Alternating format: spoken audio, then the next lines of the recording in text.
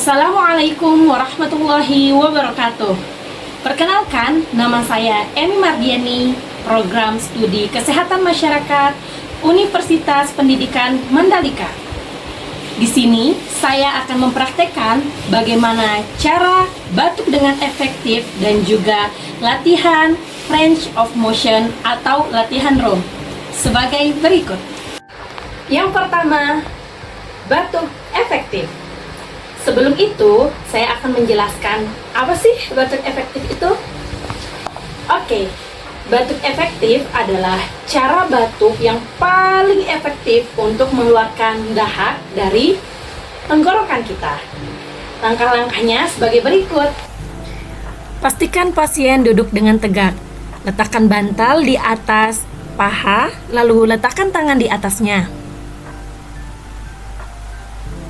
Tarik napas melalui hidung, kemudian hembuskan melalui mulut. Lakukan siklus ini sebanyak 3 kali.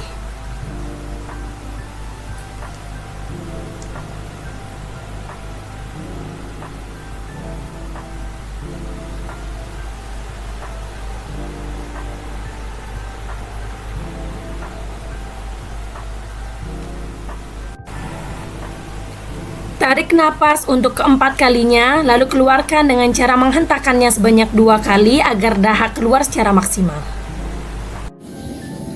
Yang kedua, range of motion adalah gerakan untuk mempertahankan kemampuan menggerakkan persendian, massa otot, dan juga status otot sebagai berikut.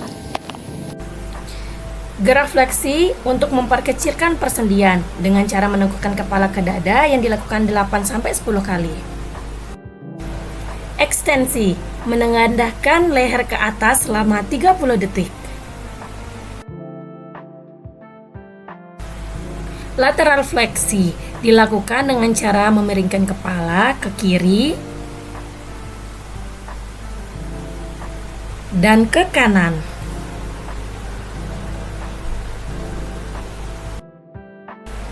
Hiperekstensi dilakukan dengan menengadahkan kepala ke atas sampai terasa tegang di otot leher.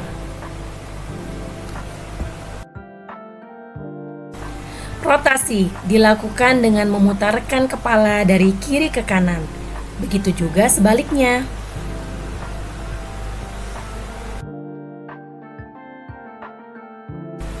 Abduksi merupakan gerakan dengan merentangkan tangan ke samping secara bergantian. Adduksi adalah gerakan kembalinya tangan sejajar dengan badan.